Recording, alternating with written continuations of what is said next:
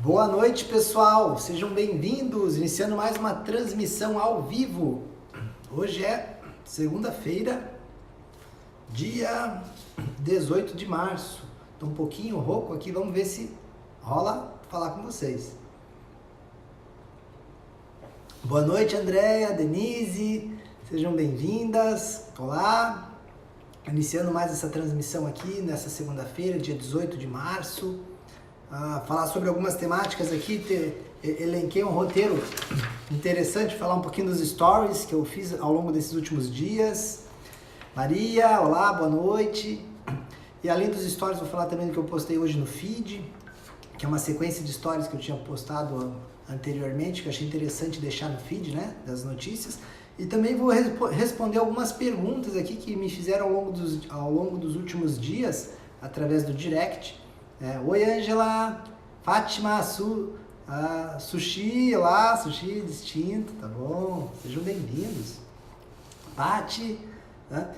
Em cima dessas perguntas também, então, vou elaborar um pouquinho algumas temáticas aqui. Eu vou falar hoje sobre medos, vou falar sobre também pedir ajuda, sobre o diálogo, questões de relacionamento, né? Então eu vou falar um pouquinho sobre essas questões e o momento certo para iniciar, para começar algo, coisas que eu fui falando ao longo desses últimos dias. Então vou aprofundar um pouquinho mais essas temáticas.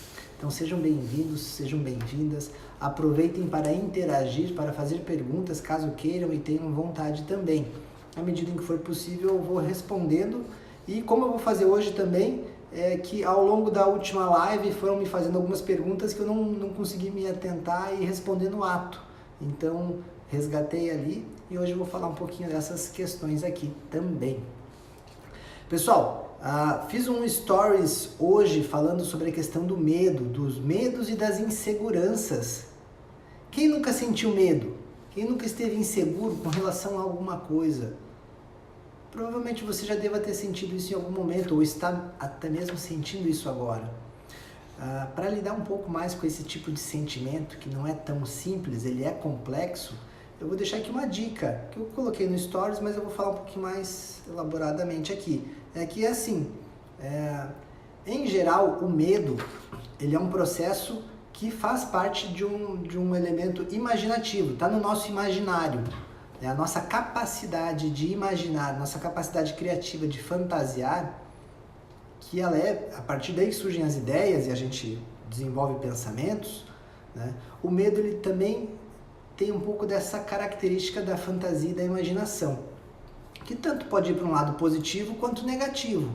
Quando temos dúvida sobre determinadas questões, essas dúvidas criam buracos, lacunas, que é como se fosse fermento no bolo, faz crescer. O bolo é o quê? O bolo do medo. Então, à medida que a gente tem dúvidas sobre algo, à medida que a gente desconhece algo, isso alimenta o nosso imaginário de um modo negativo, alimenta os nossos medos, as nossas inseguranças. Então, o que é legal em termos de dica?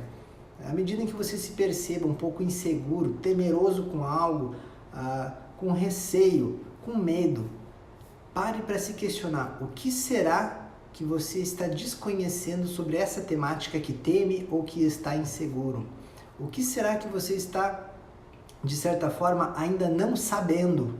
E que talvez, ao saber, possa ter a real dimensão daquilo que é, e aí ter o medo no tamanho que ele tem que ser. Se é assim, se é maior, não interessa, mas no tamanho que ele tem que ser.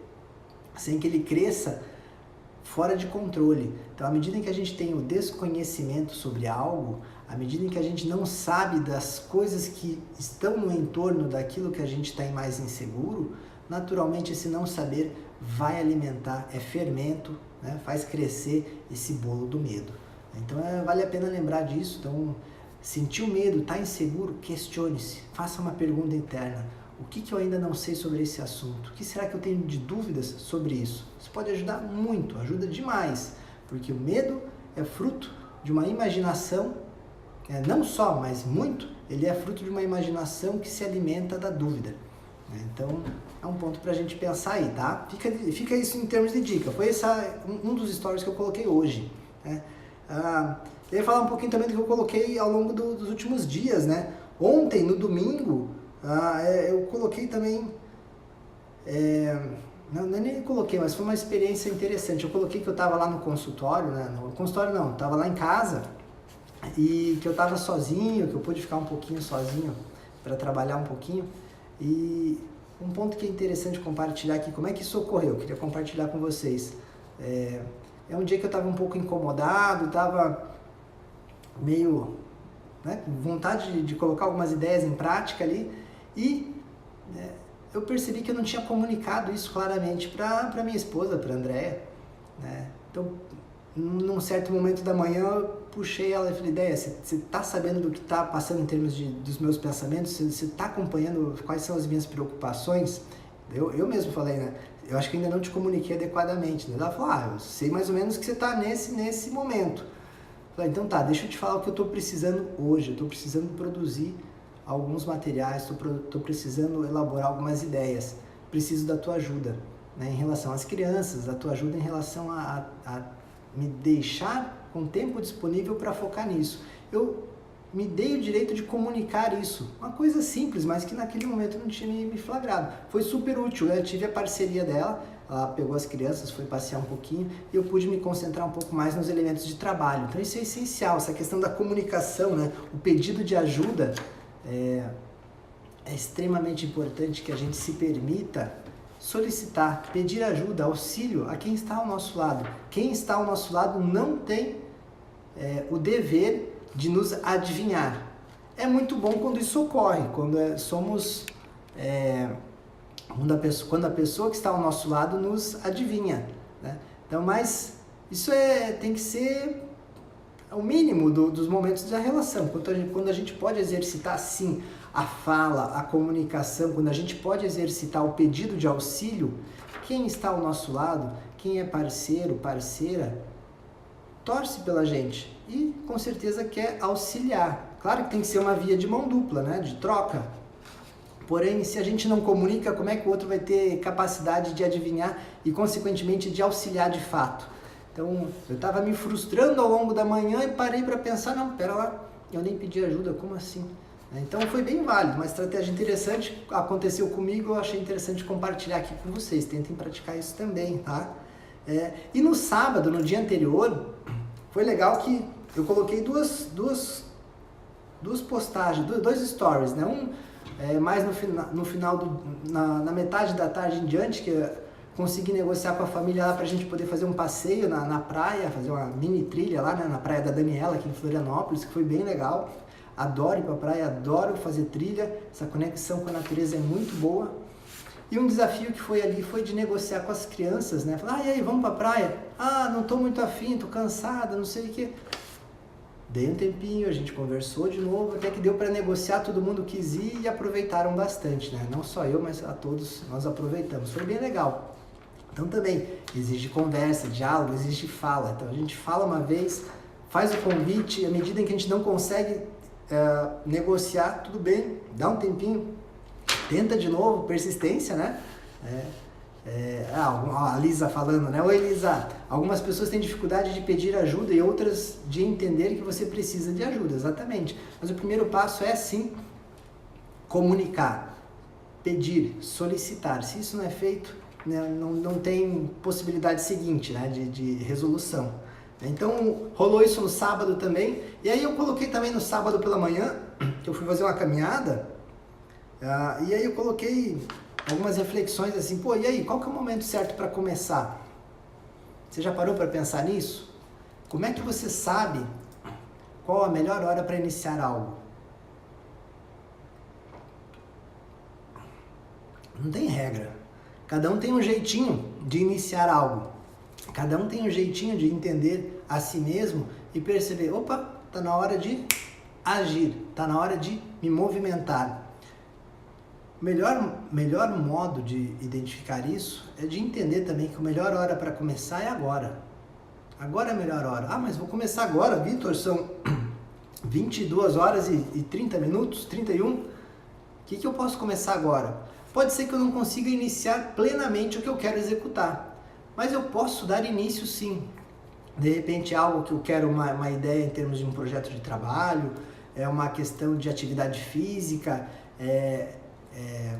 fazer algum passeio, alguma atividade, não importa o que venha a ser. Mas eu posso começar sim no sentido de que eu vou me movimentar, né? Eu vou fazer um telefonema para alguém, vou mandar mensagem para alguém, eu vou dizer ao mundo o que eu quero, eu vou anunciar isso com mais clareza, eu vou pesquisar melhor. Então já são movimentações importantes, é à medida em que eu saio do campo da ideia tão somente e começo a ter atitudes, ações que me levam ao encontro daquilo que de fato eu quero. Então a melhor hora para começar é agora, ponto. Leve isso em consideração, que isso pode te ajudar bastante, porque é quando você aproveita o embalo daquela ideia, não só cogita, gasta energia com aquilo e nada surge a partir daquilo, um pensamento em vão. À medida em que eu penso, tenho uma ideia, tenho uma questão que eu queira realizar, claro, eu devo aproveitar aquilo como matéria-prima, como propulsor da ação. Se não foi um pensamento em vão, lembrem-se disso. Então esse é um ponto bem relevante. Hoje coloquei também no feed aqui no meu perfil uma sequência de videozinhos que foi um stories que eu coloquei há dias atrás, que eu achei interessante deixar ali para que quem não pôde assistir tem ali disponível, que eu falo sobre... Eu estou bebendo mais água hoje que eu estou com a garganta um pouquinho... Tá dando uma arranhadinha aqui. Que eu falo sobre o diálogo, né? Também é o momento certo para conversar. E mais uma questão interrelacional, né? Entre casais ocorre muito, mas não só. Entre pessoas que convivem, né? Pode ser entre sócios, entre colegas de trabalho, entre familiares, né? Entre irmãos, pais e filhos, entre marido e mulher, por aí vai. Uma série de situações. E para quem convive, qual que é a hora certa para falar sobre algo que está me incomodando? Em geral, as pessoas falam na pior hora, que é quando a situação está ocorrendo. Então, quando acontece alguma situação que eu não gosto, deixou lá, não lavou a louça, esqueceu de tirar o lixo, deixou sujo aqui, não limpou. Exemplos, né? Questões cotidianas, básicas, que ao longo do tempo afetam muito uma relação. O que ocorre? Aqui voltou. O que ocorre? Geralmente a pessoa aproveita o mal-estar e o desconforto, aproveita a irritação como motivação para falar. Coisas que estavam segurando, relevando, deixando rolar. À medida em que a pessoa se sente irritada, ela vai tomar coragem, na verdade vai ser impulsionada por uma emoção em descontrole. E deixa eu só botar minha luz aqui que vai ficar um pouquinho melhor. Aí. Ela aproveita esse momento de para poder falar. É a pior hora. Porque se eu vou falar num momento como esse, onde eu estou irritado, se eu estou bravo com a situação, eu não vou falar com a lucidez devida, com a clareza de ideias, de intensidade emocional. Eu vou falar despejando aquela emoção na outra pessoa. Naturalmente, outra pessoa vai ficar defensiva, não vai estar aberta a escutar e compreender o teu lado. Simplesmente vai se defender. Então, a melhor hora para falar, para dialogar, é sim quando estamos calmos e tranquilos. Só que nesse momento, geralmente, esquecemos daqueles pontos que nos incomodam. Tá tudo bem? Deixa quieto. Não falo. É atitude errada também. É o momento certo para falar. Mas e aí, Vitor? Mas eu esqueci. Como é que eu faço? À medida em que você se sinta incomodado com algo, em vez de falar, anota, pega um papel e escreve. Anota o que está te incomodando, o que não está legal, o que você acha que precisa mudar na relação, o que seria um ponto colaborativo ali, o que você não está gostando. O papel aceita tudo. Aí você pode pôr com a raiva que for, o papel vai aceitar e não vai reclamar. Depois, você vai pegar aquele papel e vai olhar, isso aqui eu acho que eu escrevi, isso aqui eu acho que foi demais, isso aqui tá ok. Você vai fazer uma filtragem. E aí sim, você vai, num momento mais calmo, mais pacato, tranquilo da relação, você vai puxar, meu amor, meu amigo, meu parceiro, meu irmão, vem cá, quero conversar contigo, vamos bater um papo sobre alguns pontos aqui que eu estou precisando conversar com você. A pessoa vai vir com muito mais abertura. Se a pessoa não estiver disponível naquele momento para falar, ela também lhe comunicará. Agora não dá, pode ser daqui a pouco? Beleza, te aguardo e a gente conversa.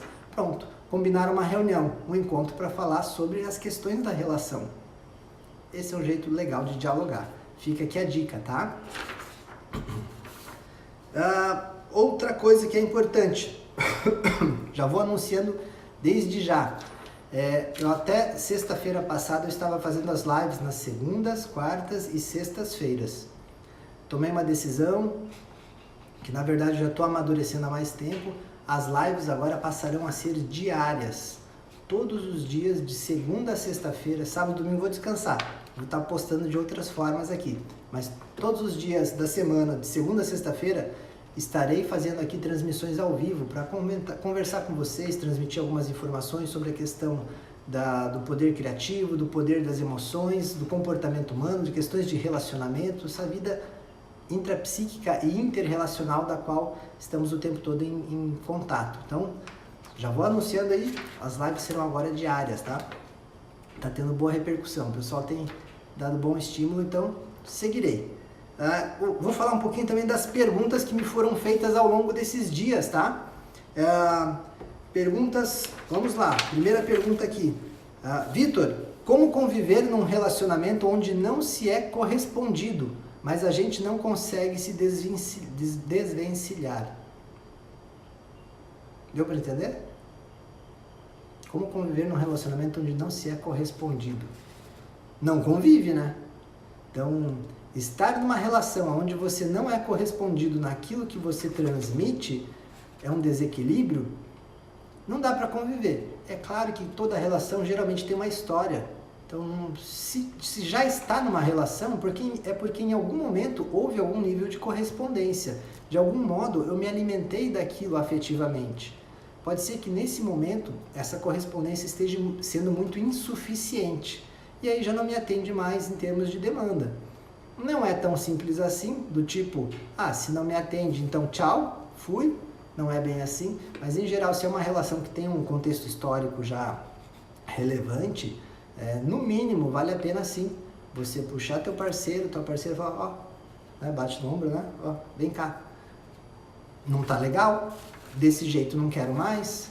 Vamos tentar mudar? Vamos tentar fazer diferente? O que não dá é para ir levando. Ad eterno, né? Eternamente, esse nível de insatisfação, ou seja, de estar numa relação onde você não se sente correspondido. É claro que daí na mesma pergunta fala, mas a gente não consegue se desvencilhar. Então, se a pessoa ou o casal sentem que já não tem conexão, mas não conseguem largar um do outro, tem que entender melhor o que está rolando ali. Uma questão de codependência, de simbiose relacional ali, o que está rolando que precisa ser mais bem compreendido para que ambos consigam ter autonomia na vida ou mesmo resgatar alguns pontos que ainda podem ser resgatados. Para isso, um auxílio psicoterapêutico, né, uma terapia de casal pode ser bem legal, com certeza, para auxiliar o casal nisso. Mas o primeiro passo vocês já pararam para conversar sobre isso? Sobre essa não correspondência de afetos? Provavelmente aqui nessa pergunta tem alguém dando mais do que recebendo, então não está equilibrado. Vamos conversar sobre isso. Geralmente quem dá mais e não recebe acaba levando isso de modo muito silencioso, não fala. Um erro grave. Outra pergunta. Vitor, não consigo parar de fumar. Como fazer? Pergunta difícil, simples a pergunta, mas muito difícil, né? Diz respeito a vários tipos de comportamentos, né? De compulsivos, de vício. É um campo de estudo na área psicológica, comportamental bem vasto, não é consensual ainda. Sabe-se, entende-se que torna-se muito mais possível. Isso aqui em consultório, eu trabalho muito com os pacientes. Meu foco é mais em termos de relacionamento, mas naturalmente eu tenho que lidar com questões relacionadas a vício, aonde ter uma estrutura interrelacional que acolha a pessoa é essencial. O que eu quero dizer com isso? Uma estrutura interrelacional. Vitor, explica direito. Ter pessoas que te acolham com afeto, com carinho, pessoas que te amem, que sinalizem isso e que você consegue acessá-las, é um fator decisivo e essencial para que você consiga fazer uma mudança comportamental.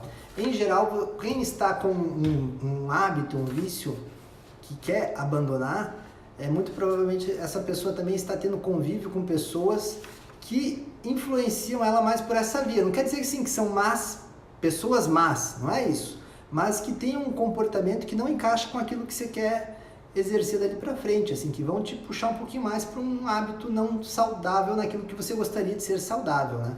Então são pessoas que vão ter um comportamento mais também de fumar, pessoas que vão ter um comportamento mais de repente, exemplo, né? De ir pra balada lá e ali tem bebida, tem cigarro e aquilo se torna meio que uma coisa puxa a outra, né? Naturalmente, para quem quer mudar um hábito, um vício, é importante que se mude toda uma estrutura de comportamentos e de convívio. Isso envolve pessoas, isso envolve afazeres. Então, se eu quero parar de fumar, é extremamente importante rever a sua forma de viver, né? Então, se você quer parar de fumar, precisa levar em consideração isso. Que coisas você pode se permitir sim fazer diferente na sua vida. Você pode expandir sua rede de relacionamentos, você pode acessar mais aquelas pessoas que você sente que vão te fazer bem, que não vão te estimular ao fumo, né, ao ato de fumar, por exemplo.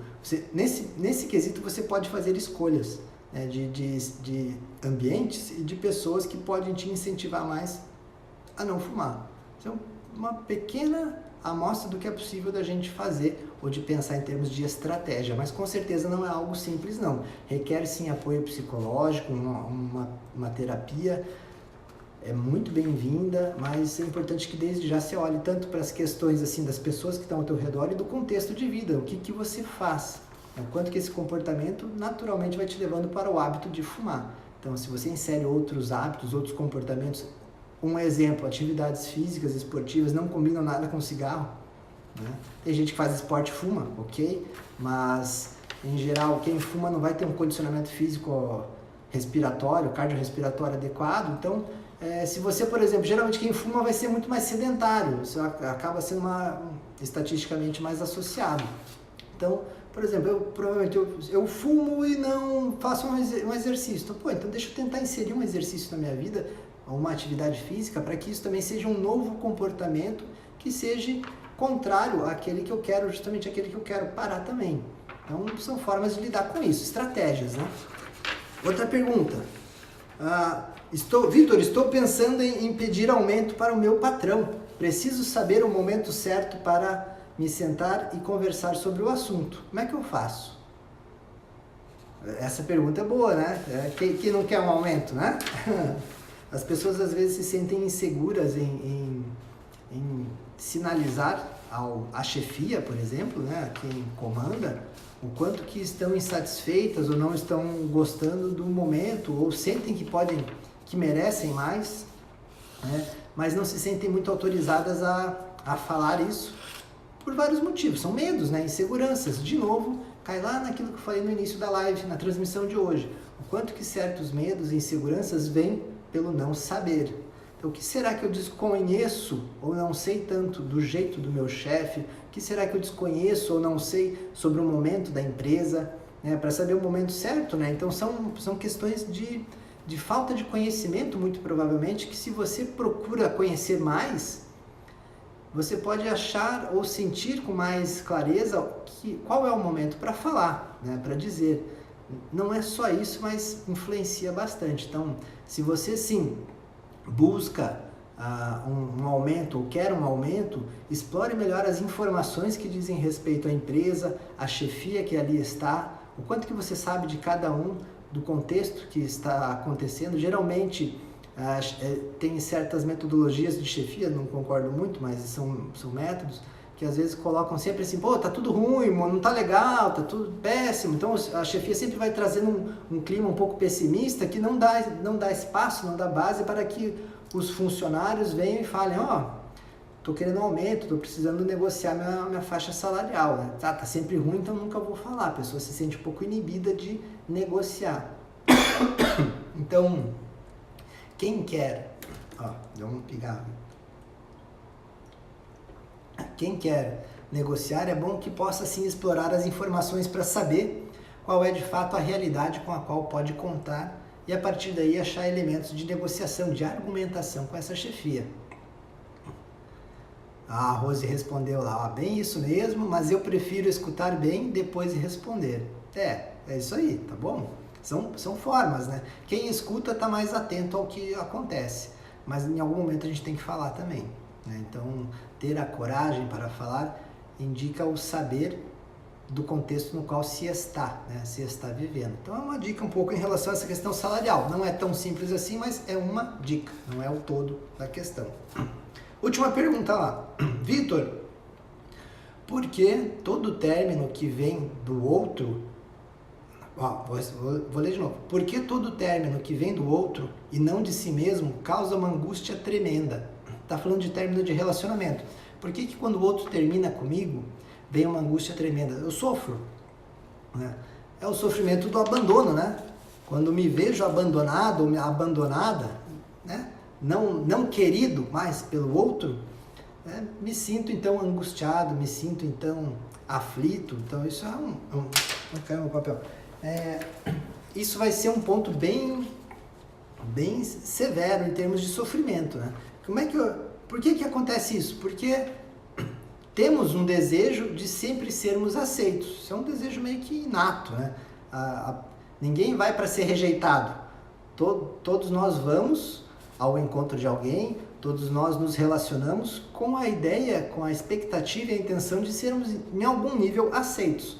Então, se estamos numa relação, nessa relação já estamos com a intenção e com a expectativa de já sermos aceitos, né, pela outra pessoa, mas em algum momento pode ser que a relação acabe, isso ocorre com frequência nos namoros, né, e que quem foi rejeitado tem que lidar com a dor da perda, né, com a dor da quebra dessa expectativa. Então é como se o chão sumisse, alguém puxou meu tapete, caiu um tombo pesado, levei um tombo pesado da vida, né?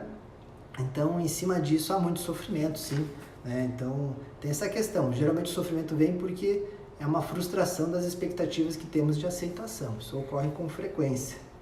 Então, daí pergunta, seria o ego ferido, né, com a falta daquela pessoa ao lado? Então, sim, pode ser, né?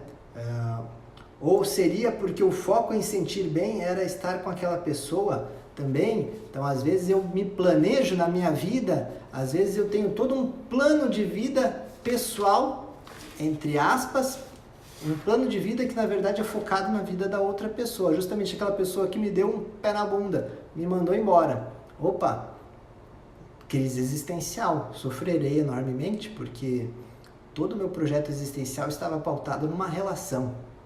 Terrível. Os casais fazem isso com frequência, não é errado, mas não deve ser exclusivo, tá? Se você tem um plano de vida assim em comum com outra pessoa, o que é bem legal, ele não deve ser exclusivamente isso. Você tem que ter seus planos individuais. Tua individualidade em sincronia com a relação, isso faz muito bem. Agora, tão somente um projeto relacional sem uma individualidade vai te deixar muito vulnerável a oscilações da relação. O que ocorre? Só um pouquinho. O que ocorre? Ponto bem legal.